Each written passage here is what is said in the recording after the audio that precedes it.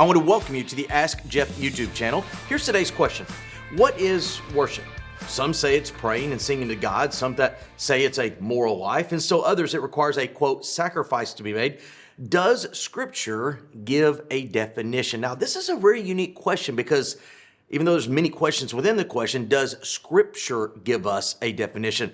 That is both a yes and a no. You go to Isaiah chapter 54, and it says that the Lord requires a humble and a contrite heart. It's in the context of worship. You go into Colossians chapter 3, and it says that we sing to ourselves psalms, hymns, and spiritual songs. And there's aspects of music, there's aspects of our heart, there's also aspects of Genesis 4 when Abel provided a sacrifice that was better than Cain's, and yet it's considered worship according to Hebrews chapter 11. And so I want to give my definition. Now, again, my definition is not found within the text of Scripture. This is just the Myersism, so to speak, of worship. Here's how I define worship: is our willing response to a self-revealing God. Now, let me unpack that for a moment.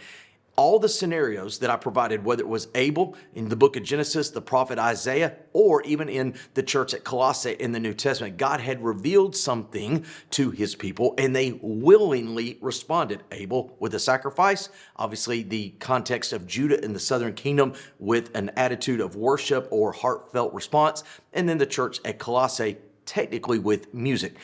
All aspects, whether it be an act, a decision of life, a musical piece, I think all can be under the umbrella of worship as our response to a self-revealing God. So, what does the Lord require of us? Well, according to Micah chapter 6, verse 8, it is to walk humbly with the Lord, to have an attitude that is respectful to Him in all aspects of our life. So I believe that when we sing, it can be worship. When we live a life that is of pure righteous nature and contrary to temptation, it would be worship. I also believe that when we give sacrificially or allow others to take of our time sacrificially, we are, quote, worshiping because we are purposefully, willingly giving to the Lord of our lives that which He has revealed to us to do so at the time. In other words, worship isn't just being at church. It is 24/7 of a believer's life. Great question. If you have one, send to AskJeff.net. Maybe your question will be tomorrow's.